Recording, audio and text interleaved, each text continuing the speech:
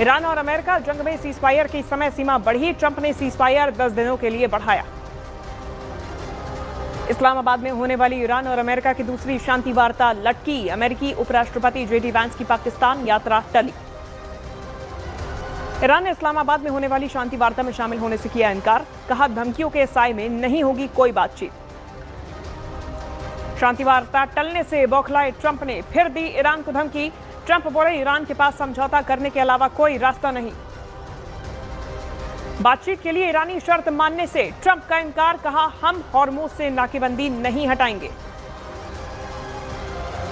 US नौसेना ने एक तेल टैंकर को किया जब्त। हिंद महासागर में ईरानी तेल तस्करी के संदेह में एक टैंकर किया जब्त। अमेरिका की ईरान पर सरप्राइज स्ट्राइक की रणनीति। सेंट्रल कमांड के चीफ जनरल डैन ने कहा, हम दोबारा सैन्य ऑपरेशन के लिए तैयार। शांति वार्ता न होने पर खाड़ी देशों में अमेरिकी सैन्य हलचल तेज। अमेरिकी वायुसेना के C-17 ग्लोब मास्टर पश्चिम एशिया में देखे गए। ट्रंप की धमकियों के बाद ईरान रुख सख्त। अली शिराजी ने कहा, समझौता अपनी जगह, लेकिन कासिम सुलेमानी की मौत का बदला लेना ईरान की प्राथमिकता। यूरेनियम संवर्धन को लेकर ट्रंप ने ईरान को दी ढील। प्रतिबंध को 20 साल से घटाकर 10 साल का करने का प्रस्ताव। इस्लामाबाद बातचीत चलने के बाद ईरानी राजदूत फतह अली का बड़ा बयान। कहा, ईरान शांति चाहता है लेकिन जंग के लिए भी तैयार। इजरायली सेना ने लेबनान पर लगाया सीजफायर के उल्लंघन का आरोप। कहा, हिजबुल्लाह लगातार दक्षिणी लेबनान के ऊपर से कर रहा हमले। इजरायल और लेबनान के बीच बातचीत की कोशिशें फिर तेज। वॉशिंगटन में 23 अप्रैल को होगी दोनों देशों के बीच दूसरे दौर की वार्ता। इजरायल और लेबनान के बीच जंग में 2000 से ज्यादा लोगों की मौत। लेबनान जंग में अब तक 2454 लोग मारे गए।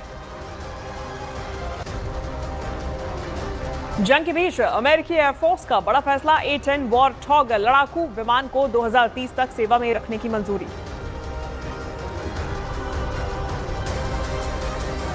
पश्चिम एशिया में एक और जंग की आहट। सऊदी अरब में 5 हफ्तों में 1000 से ज्यादा ड्रोन हमले, ज्यादातर इराक की जमीन से किए गए लॉन्च।